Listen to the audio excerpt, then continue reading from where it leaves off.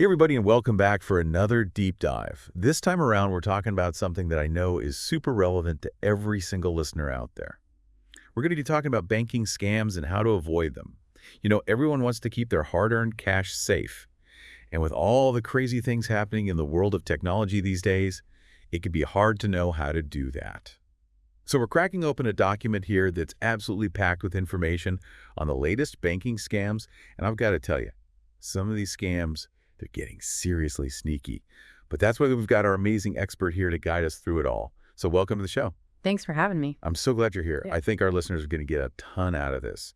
Now, the document we're looking at is titled Pasted Text, and it covers a really wide range of scams, from phishing to skimming to fake investments and everything in between. So I guess my first question for you is, are there any big picture patterns or trends that you've noticed in how these scams are evolving? Are they getting more sophisticated? Oh, absolutely. They are getting more sophisticated. But what's really interesting is that even though the technology behind the scams is getting more and more complex, the basic psychology behind them, that really hasn't changed all that much. Oh, what do you mean by that?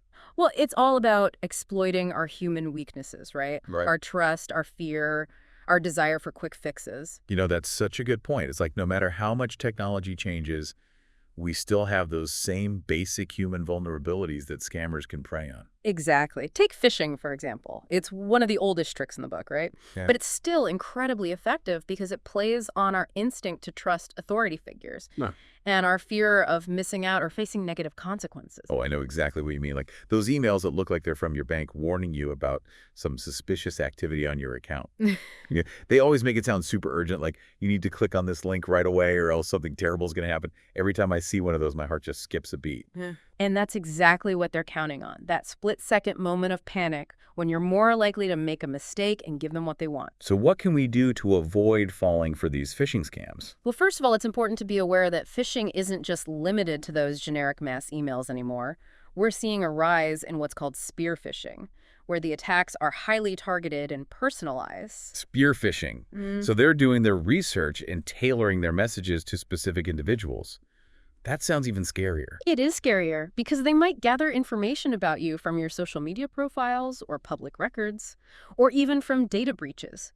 And then they use that information to craft these emails that seem incredibly convincing. Like they might mention specific details about your life or your work to try to gain your trust. Okay, that is seriously unsettling. It is. But the good news is that just understanding how these scams work, that's a huge step in protecting yourself. So knowledge is power. Absolutely. So besides phishing, what are some other trends you're seeing in the world of banking scams? Well, another trend that's really concerning is the blurring of the lines between the digital and physical world. What do you mean by that? Well, think about ATM skimming, for example. It's a chemical attack where they attach a device to an ATM to steal your card information. But it often relies on digital components to actually transmit that stolen data. And we're even seeing cases where scammers are using a combination of phishing and skimming. Wait, so they might send you a phishing email to get your online banking login, and then they use a skimmer to steal your physical card information too. Exactly. It's like a double whammy.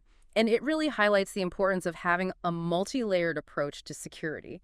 You can't just focus on protecting yourself online or offline. You need to be vigilant in both realms. It's like they're playing 3D chess with our financial lives. That's a great way to put it. And that's why it's so important to understand not just the individual scams themselves, but also these bigger picture trends. Okay, so if we're thinking about this in terms of a chess game, what are some of the key moves we can make to protect ourselves?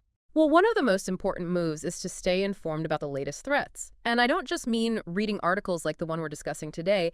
It's about being actively engaged in learning about security best practices. It's not a one-time thing. It's an ongoing process. Exactly. And part of that process is being curious and questioning everything. Don't just blindly trust emails or phone calls or websites, even if they appear to be from legitimate sources. Always take a moment to verify independently before you share any sensitive information. Verify, got it. Exactly. Now, you mentioned earlier that scammers often exploit our desire for quick fixes.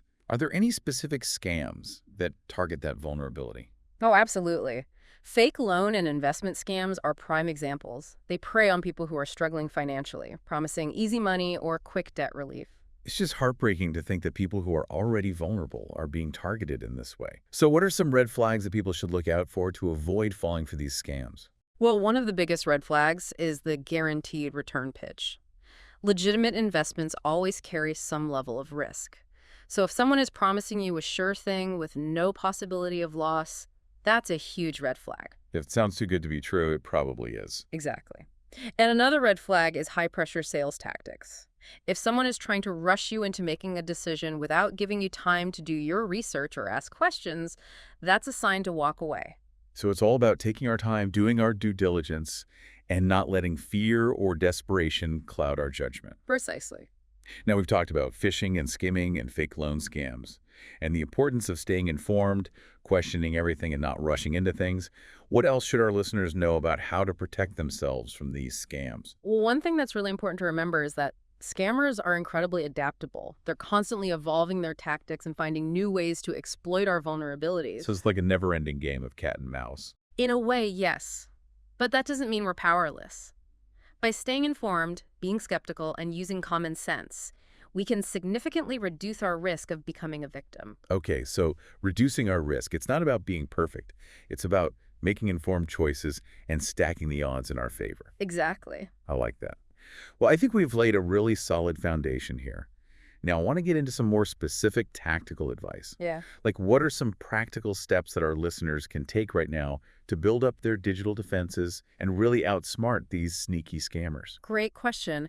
There are a ton of tools and strategies we can talk about. Okay, let's do it. Let's get tactical. All right, so let's talk about some of those practical steps you can take to protect yourself. Yeah, let's get into the nitty-gritty. Okay, so a great place to start is with something we touched on earlier, two-factor authentication. Two-factor authentication, or 2FA, as the cool kids call it. That's right, 2FA. It's one of the simplest yet most effective security measures you can implement. Yeah, I have to admit, I used to find 2FA kind of annoying. Like all those extra codes and prompts, it just felt like a hassle. But then I realized it's really a small price to pay for peace of mind. Absolutely. And the technology behind 2FA has come a long way. It's not just about those SMS codes anymore. Oh yeah, what else is there? Well, you have app-based authenticators that generate time-sensitive codes, and you even have hardware tokens that you can plug into your computer. So there are different levels of 2FA, each with its own pros and cons. Exactly. So which one would you say is the most secure? Hardware tokens generally offer the highest level of security because they're physically separate from your devices. But app-based authenticators are a great option too, and they're very user-friendly. So the key is to choose a method that works for you and that you'll consistently use. Okay, so 2FA is a must-have. What else can we do to boost our digital defenses? Well, another crucial step is practicing good password hygiene. Oh, here we go, the password lecture. I know everyone talks about strong passwords, but it's honestly one of the weakest links in our security chain. Yeah, okay, I'll admit it. I'm guilty of using the same password for multiple accounts. I think a lot of people are. It's just so hard to keep track of all of them. I understand the struggle, but here's the thing. Think about all the websites and apps you use that store sensitive information. Your bank, your email, your social media accounts. If just one of those accounts gets compromised and you've used the same password elsewhere, it's like giving the keys to the kingdom to a scammer. Okay, you've made your point. Strong and unique passwords for every account. But how am I supposed to remember all of those? I can barely remember what I had for breakfast this morning. That's where password managers come in. Password managers. Yeah, they're like a digital vault for all your passwords. And they use encryption to keep them safe. So you only need to remember one master password to access the vault. So it's like having a super secure digital brain that remembers all those complex passwords for me. Exactly. Okay, that sounds pretty handy. Yes. Any recommendations for good password managers? There are several reputable ones out there, like LastPass 1Password and Dashlane. They all offer different features and pricing plans, so it's worth doing a little research to find one that suits your needs. All right, research password managers added to the to-do list. So we've talked about 2FA and strong passwords. What about staying safe when we're browsing online? Are there any red flags we should be looking out for when it comes to websites? One of the most important things to check is the website security certificate. You can tell if a site is secure if it has HTTPS at the beginning of the URL and a padlock icon in the address bar. This means that the connection between your browser and the website is encrypted. So it's much harder for hackers to intercept your data. Okay, HTTPS and the padlock got it. But even on secure websites, we still need to be careful about what information we share, right? Absolutely. Be wary of websites that ask for more information than is necessary. For example, if you're just browsing an online store, they shouldn't be asking for your social security number or your mother's maiden name. Good point. It's all about being mindful of what information is truly necessary. Now let's talk about mobile devices. Our smartphones, our tablets, they've become like extensions of ourselves, and they hold a ton of personal and financial information. So how can we make sure our mobile devices are secure? Well, first and foremost, always use a strong passcode or biometric authentication to lock your device. So like fingerprint scanning or facial recognition. Exactly. And make sure you keep your software updated because those updates often include important security patches. Okay, so strong passcode software updates. Got it. Yeah. What about apps? How do we know which apps are safe to download? Stick to official app stores like the Apple App Store or Google Play Store. They have security measures in place to vet apps before they're available for download, and always read reviews from other users before installing an app. Okay, so check the App Store and read the reviews. That makes sense. Now, I know you're a big advocate for using a VPN, especially when connecting to public Wi-Fi. Can you explain why that's so important? Sure, public Wi-Fi networks like those you find in coffee shops or airports, they're often unsecured, which means your data is vulnerable to interception by hackers. But a VPN creates an encrypted tunnel between your device and the internet, so it shields your data from prying eyes. So it's like having our own private, secure connection, even when we're using a public network. Exactly. Okay, that's reassuring. Any recommendations for good VPN services? There are many reputable VPN providers out there, like NordVPN, ExpressVPN, and ProtonVPN. They offer different features and pricing plans, so it's worth doing your research to find one that meets your needs. Got it. Research is key. Now, we've talked a lot about preventing scams. But what happens if, despite our best efforts, we think we've actually been scammed? What should we do? That's a great question, and it's important to be prepared for this possibility. If you suspect you've been a victim of a scam, the most important thing is to act quickly. First and foremost, contact your bank immediately and report the incident. There are financial first responders. Exactly. They can help you assess the situation, potentially freeze your accounts, and initiate investigations. And depending on the nature of the scam, you might also want to report it to the relevant authorities, like the Federal Trade Commission or the Internet Crime Complaint Center. So the more people who report these scams, the better equipped law enforcement will be to track down these criminals. Precisely. Now, I know that dealing with the aftermath of a scam can be incredibly stressful and overwhelming. Are there any resources or support systems that you recommend for people who are going through this? Absolutely. The Federal Trade Commission has a website dedicated to identity theft and fraud with a wealth of information and resources. And they even have a dedicated helpline you can call for support. And there are also online communities and support groups where people who've experienced scams can connect and share their experiences. That's so important to remember that we're not alone in this. Absolutely not. There are people and organizations out there who can help us navigate these challenges. For sure. Okay, so we've covered a lot of ground when it comes to protecting ourselves from banking scams. Two-factor authentication, strong passwords, secure websites, mobile device, security VPNs, and what to do if we suspect we've been scammed. Is there anything else you want to add? Well, I think it's important to remember that scammers are incredibly adaptable. They're constantly evolving their tactics and finding new ways to exploit our vulnerabilities. So it's a never-ending battle. In a way, yes, but that doesn't mean we should give up. By staying informed, being skeptical, and using common sense, we can significantly reduce our risk. Reduce our risk, I like that. It's not about being perfect. It's about making informed choices and stacking the odds in our favor. Exactly. Okay, so now that we've covered all the basics, I want to shift gears a bit and talk about the future of banking security. Are there any emerging technologies or trends that you're excited about? Oh, absolutely. One of the most exciting developments is the use of artificial intelligence and machine learning in fraud detection. AI and machine learning for fraud detection. So it's like having a super smart security system constantly monitoring our accounts.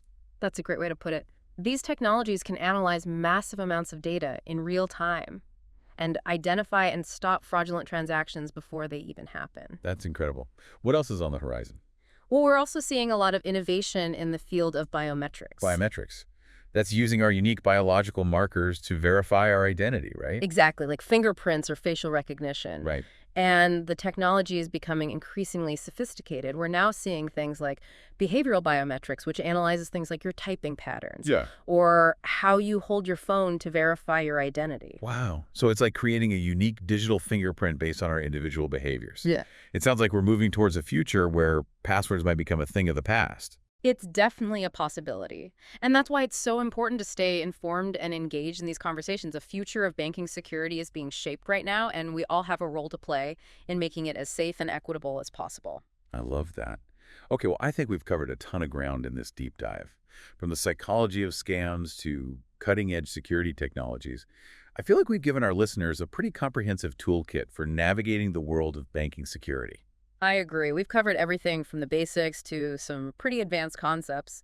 But I think the most important takeaway is that knowledge is power. Knowledge is power, and I think our listeners are feeling pretty empowered right now. I hope so. And remember, this is an ongoing journey. Scammers are constantly evolving their tactics, so staying informed and vigilant is crucial. Stay informed, stay vigilant, And stay curious. exactly. Curiosity is what drives innovation, and innovation is what will ultimately lead to a more secure and equitable financial future for everyone. Well said.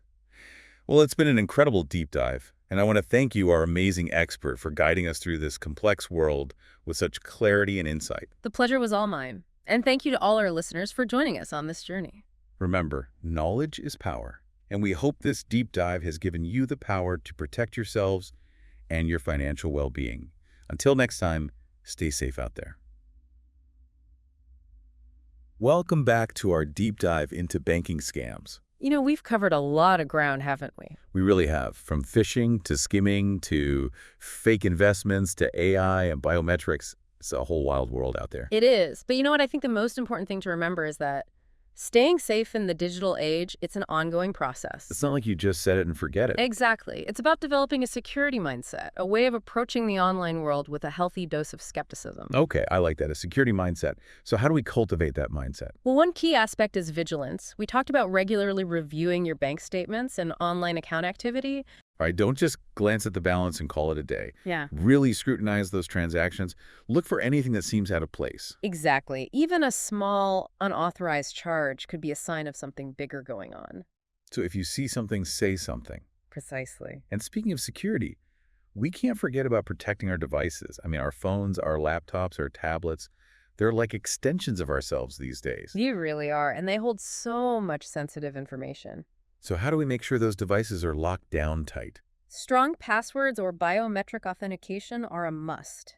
Keep your software updated and install reliable antivirus and anti-malware protection. Got it. It's like building a digital fortress around our data. Yeah, And of course, we have to mention two-factor authentication again. absolutely. 2FA is one of the simplest yet most effective ways to protect your accounts. It might seem like a small thing, but it can really make a big difference. It really can. Now, we've talked a lot about prevention, but it's also important to be prepared for the possibility that you might become a victim of a scam. Despite your best efforts, Because, let's face it, scammers are always coming up with new tricks. they are. So if you ever suspect that you've been scammed, the most important thing is to act quickly. Contact your bank immediately and report the incident. Your bank is your first line of defense. Exactly.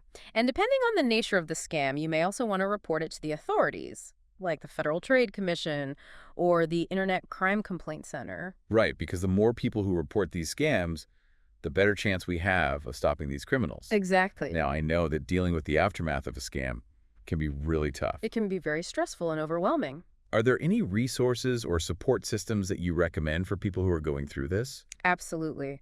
The Federal Trade Commission has a great website with a ton of information and resources on identity theft and fraud. They even have a dedicated helpline you can call for support. And there are also a lot of online communities and support groups where people can connect and share their experiences. It's so important to remember that you're not alone in this. You're absolutely not. There are people and organizations out there who can help. Well, I think that about wraps up our deep dive into banking scams. I think so too.